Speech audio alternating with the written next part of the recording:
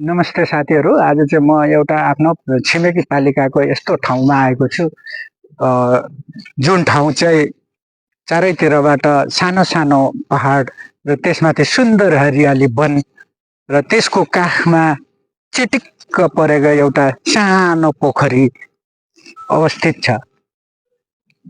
यो पोखरीको छुट्टै आफ्नै विशेषता छ।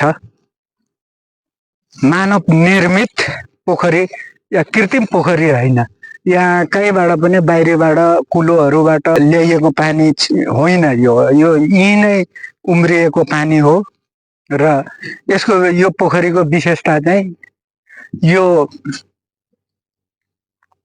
यहाँनिर यो पानी कहिले ओभरफ्लो हुँदैन पनि, यो पानीको जलस्तर त्यतिकै रहन्छ। योभन्दा माथि बढ्दैन पनि, योभन्दा कम हुँदैन पनि।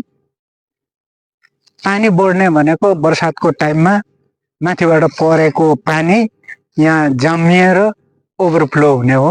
त्यसको लागि चाहिँ दुईतिरबाट यता र उताबाट दुईतिरबाट चाहिँ पानी निकासाको व्यवस्था गरेको रहेछ। र यो ठाउँ यसलाई स्थानीय सरकार र सरकारवालाहरूले चाहिँ यसलाई चासो लिएर चाहिँ आन्तरिक पर्यटकीय दृष्टिले चाहिँ यसलाई अलिकति विकास गर्यो भने धेरै राम्रो हुन्छ।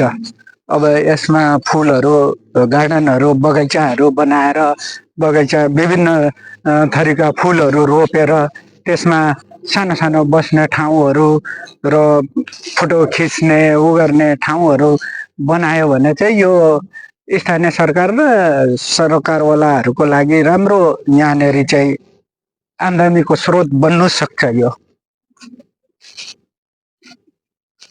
पर्यटकीय केन्द्र बन्नु सक्छ, सानो स्तरमा भए पनि।